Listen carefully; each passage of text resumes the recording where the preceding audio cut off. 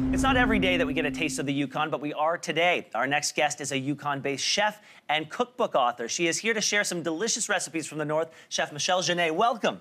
Hi, Ben. I'm so excited. When I saw that this came up on the schedule, I was like, this is fantastic. And I started wondering, what exactly defines food in the Yukon? In the Yukon. Well, today we're going to have some particularly Yukon food. We're going to focus on wild food. We eat a lot of wild food in the Yukon, and it's party season coming up, and so some of the foods that we're going to have today are meant for parties. We like parties. Yes. We have a lot of... We like those down here, too. You like those down here, too? Really?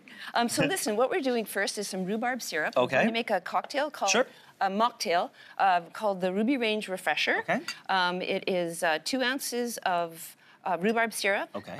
And 2 ounces of homemade cranberry juice. Now, I made this with cranberries that we have in the Yukon. However, I discovered this past weekend that you can make it just as easily with the stuff that you get in the store around this season. Oh, great. Now, what is there something particular about the cranberries in your region? Well, they're just the best. They're just the best. Yeah, yeah. So listen, I'm going to give you a little taste of cranberry juice so you know what's going in there.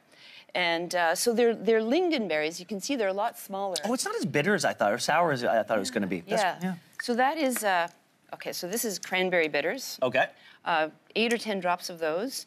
And you want to try a little bit of rhubarb syrup just to see what you think of that. Rhubarb grows prolifically in the downtown alleys of Whitehorse. Well, that's sweet right there. You like that? Yeah. There's a lot of sugar in there, admittedly. Okay, so I'm going to split this between the two of us. Okay, sure. Okay, so we both get to try it. Would you like to be the piggy or the foxy? I'd be the piggy. Wild, domestic. Okay, here we go. Look at that. It looks beautiful. Isn't that beautiful? Mm-hmm. Some for me. So while we are great foragers in the Yukon, we do a lot of going out into the bush and berry picking and that kind of thing. It started, of course, with the indigenous people. Hang on, I just got to give you a little bit of garnish. There we go. Beautiful. Okay. All right, so now let's take this with us. Okay, we're going to go right over here. So this really surprised me, but then the more I thought about it, the more I thought it would make a lot of sense. Yum. So this is morel mushroom popcorn. Okay, yeah, so at first I saw that and I thought, well, that's a little strange, but then I thought, in high-end grocery stores in Toronto, you'll get truffle-infused popcorn, so it's got to be in line with that. Yes, absolutely. Okay. This is the truffle of the north. Okay. So here's a morel. Yeah. You know, it's an odd-looking little creature, but it's absolutely delicious. Do you want to smash this up a little bit? I will smash it for you. Okay. Now tell me what goes into preparing the morels so that you can then use them in this recipe.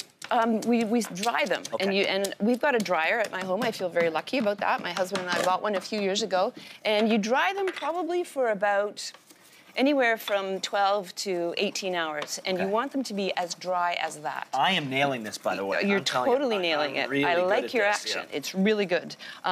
Okay, you have nailed it enough. Okay. It's time to throw it into the melting butter. I'd say half. Okay. There's already a little bit in there. There we go. Okay, so now, Ben, your job is to, my job is to turn off the stove. Okay. Sorry about that. You want me to do this? Yeah, I want you to just pour it in there, pour it all over evenly. Okay. So that it doesn't all get stuck in one place. So morel mushroom popcorn is not the usual thing, but it really, do you want to do this? Yeah, sure, I can do that. Okay, just shake. Shake, shake, shake, shake, shake. Shake it up. Keep shaking. Okay, I'm going to give you a little bit of salt, and then you can shake some more. Okay. All right, looks good. Doesn't that look good?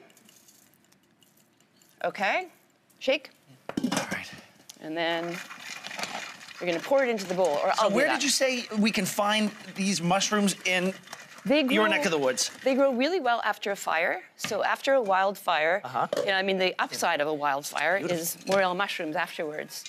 And nobody knows why they grow so well after a fire, but they do. And they're really easy to see because there's no growth, of course. So after a fire season, we check our maps, see where they were last year, and then that year we go out and we start picking mushrooms. This is great. Isn't that yum? Really, really good. Unexpected, right? Unexpected. So what you're getting is the deep umami flavor of the mushrooms. Correct. That's really, really good. Thank you. So glad you like it. Okay. Now let's finish up over here with some sort of toasted spiced nuts. Spiced nuts. Okay. What makes these Yukon spiced nuts? I will show you. Birch syrup.